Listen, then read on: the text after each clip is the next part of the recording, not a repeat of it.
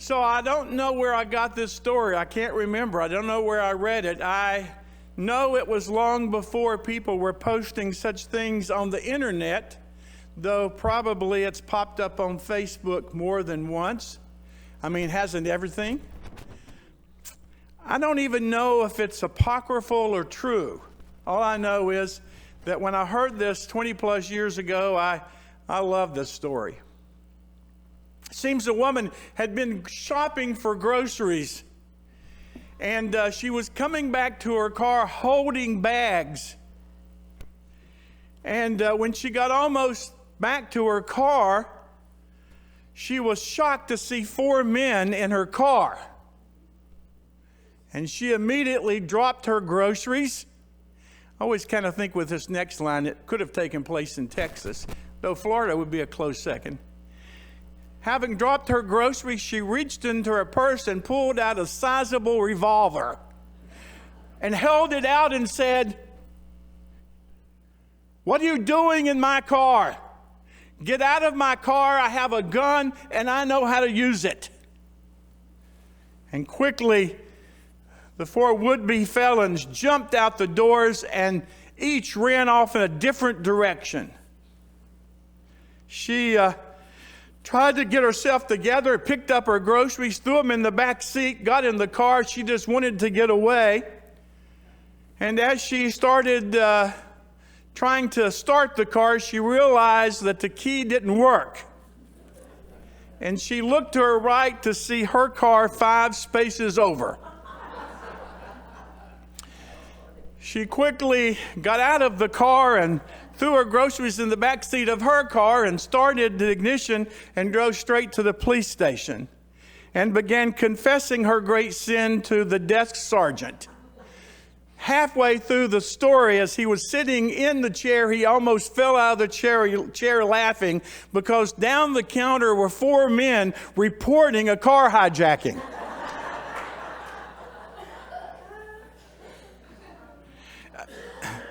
As it turned out, according to the story, there was an understanding that it was a misunderstanding and no charges were filed that day.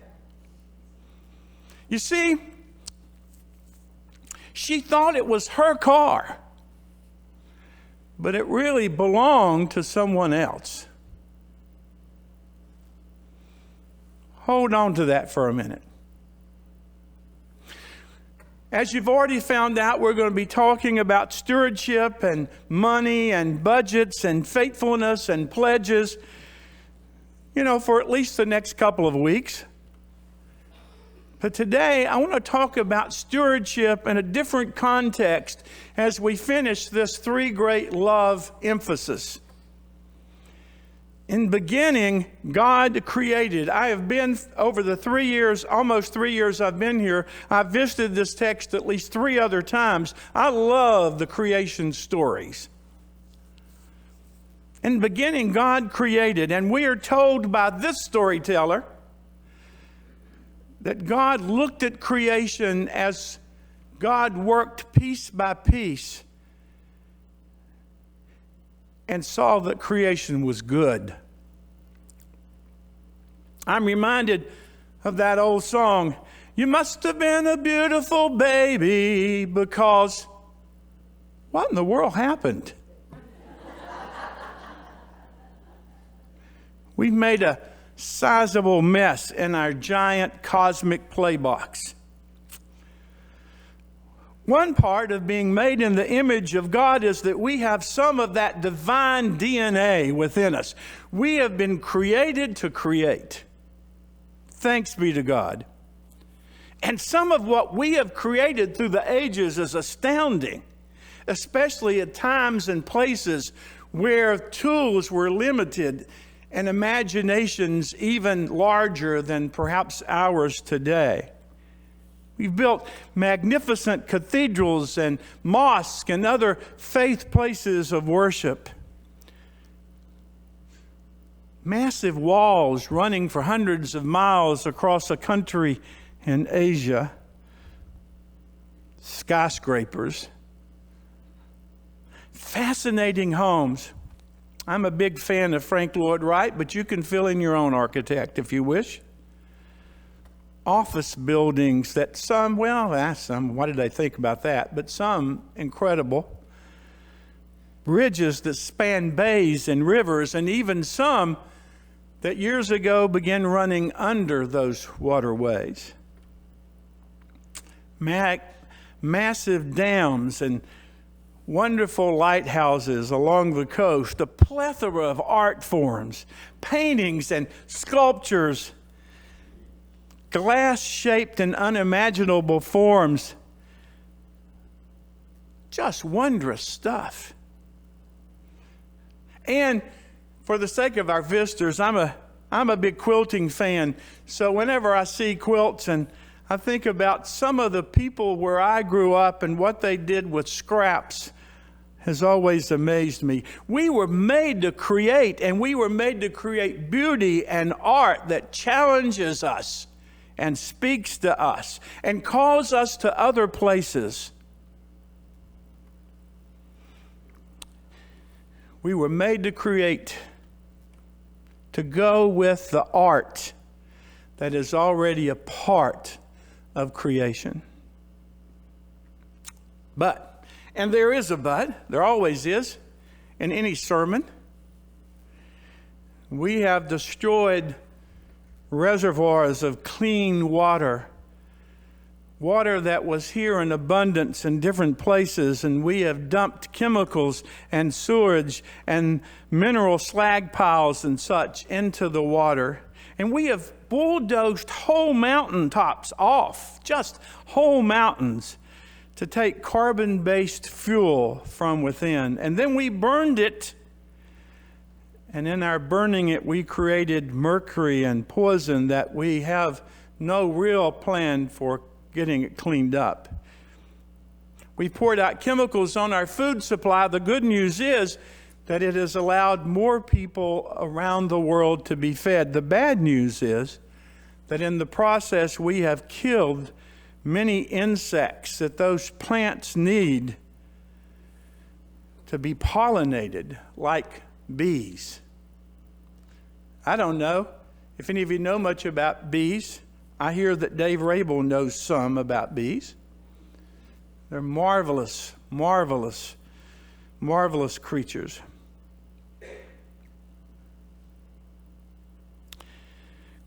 Chris grew up in a household, and when we used to leave the house across the years, having visited her parents, sooner or later in conversations, I would always make some joke, well, you know, after all, better living through chemistry is the word, because her dad, of course, was almost all of his adult life, not quite, but almost all of his adult life, he worked for DuPont as a chemical engineer. Many of you were sold that bill of goods on radios and later on televisions. It was a mantra that some of us grew up with. And many of these mantras were sold in schools and in media outlets and through corporate advertising. But now we face a pretty scary future. And I don't want to be negative, but sometimes you have to be honest. At least to be honest. Not only because poisons abound that can cause harms, but we've altered the very environment of which we are a part. And while the earth will go on, our place into the next millennium as human beings, well, there might be some doubt. How did we get here? I would say that in the West, there was a misuse and a misunderstanding of the Holy Writ that has led us partially to this present crisis. But here's the good news. The very witness from that scripture may hold the hope for finding a way forward. Two words that are part of today's text stand out in that process, I believe, and it gave those who read and listened permission to pursue a reckless course of development through the ages. In this first creation story, God patiently and finally calls into creation the heavens and the earth, and there's land and there's sea and sun and moon and sea creatures and birds and critters of all kinds. There's a rich, diverse garden to sustain all the mysterious life, a system, if you will. And then finally, God says, well, let's make humankind. And God tells human beings to multiply, filling the earth and subduing it. And before doing so, God says to those humans, have dominion over this thing that I have made. And after the word subduing, dominion's first, subduing second, and then we get another redux with dominion again. It was all good. It was all really good. The Western Church saw this charge of having dominion as permission to exploit. We have been given the gift of creativity and imagination, but we chose to use those gifts to bring the earth under our domination. Yet the scriptures that we read teach us clearly, quote unquote, that the earth is the Lord's and all that is therein. You see, we're kind of like that woman holding the pistol on those four guys in the car. We think the planet's ours when actually it belongs to someone else. People look at the earth and they see riches, but we have difficulty seeing that the riches are intrinsic to creation, part of the whole, rather than products to be extracted and simply exploited. Jesus could look around. It wasn't missed on him. He could look around and see those riches in plain day. He saw lilies of the field that were grander in his eyes than any of the glory that might have existed in Solomon's day. He saw the integrated works of creation as a whole, and he told stories involving even the smallest part of creation, mustard seeds, small trees upon which the birds nested, even unproductive fig trees. The challenge we have, it seems to me, is if we're going to love creation, is to begin seeing our role as part of that marvelous creation as stewards of the earth, nurturing, caregiving people. And one challenge to take seriously the truth that the earth is God's and all that is therein is to treat it exactly that way, as if it was God's. How do we find ways to treat it? Well, you know, there are simple ways, very simple ways. Sometimes it's cleaning up the beaches when we have an opportunity to clean up the beaches and the waterways. God knows there's enough plastic and debris to clog up almost anything imaginable. To begin thinking about every day the ways we contribute to the problem, trying to commit ourselves to the adage to recycle, reuse, and repurpose stuff. Thinking carefully, guilt is charged, about hopping in our car and covering the same miles several times a day, maybe going to the same store when we could have planned one trip. I confess, one of my pet peeves is, and it was always this way in Dallas too. It was more so in Dallas because the need was more keen.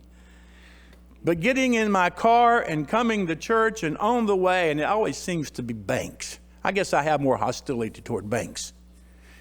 But I pass by and the rain is pouring down in bucket loads, and what do I see the banks and other businesses doing? Anybody want to guess? Irrigating. And I'm thinking, what is it with these people? And more cities are beginning, of course, to require sensors on their irrigation system. Hadn't gotten to Florida yet. Maybe it will. But the second way is trickier because everyone wants the government to be accountable unless it is accountable by calling us into account for our septic systems and inadequate sewage disposal plants. And, we worry about our stock dividends taking a hit because, after all, those companies might be required to clean something up. I'm not picking on just a few group of people. It's nationwide, but I'm always amazed. Understand it, but I'm always amazed that the people in Pennsylvania and West Virginia and Kentucky all want to vote for anybody who will promise them that coal jobs will come back, when everybody who has any sense of reason knows that the past is past and new technology must come forward in the future. Caring for the earth, you understand, is a burden and a blessing. We only want what we want because we're humans and we want more, and we're broken in some places. Oh, I could go on with the sermon, but there comes a time to stop once in a while. But I offer one more caution.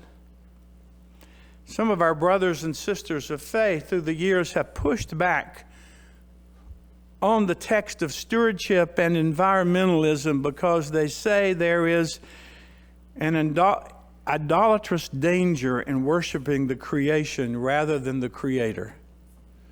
And I would say that it isn't possible to love the Creator without loving what the Creator has called forth and treating what the Creator has called forth with respect.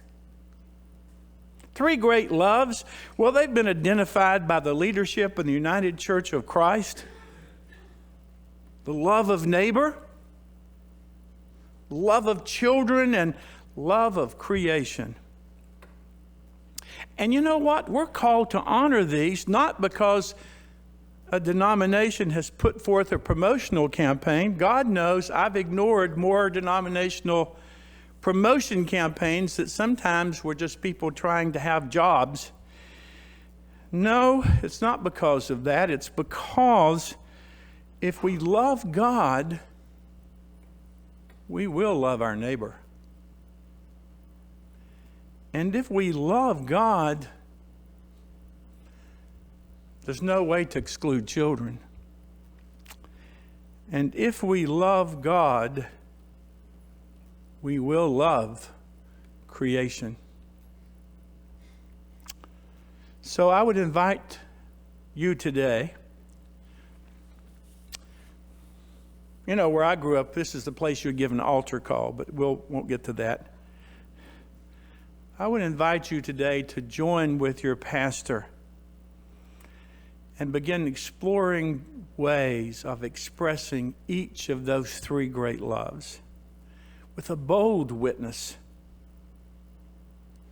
To say that we are called to love all three and to say it loudly for our neighbors, not because we are tree huggers or not because we had roots in California at some time in our life, but because we believe it is what God has called us to do.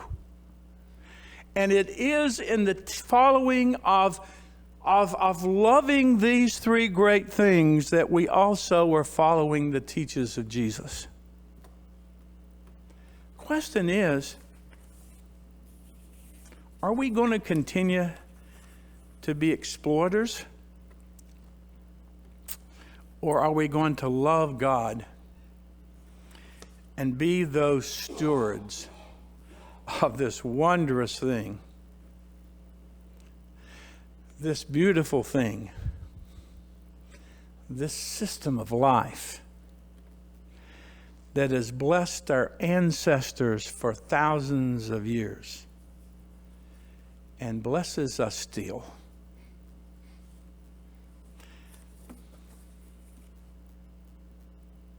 What will we be?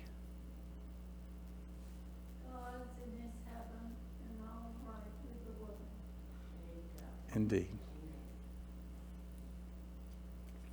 Amen.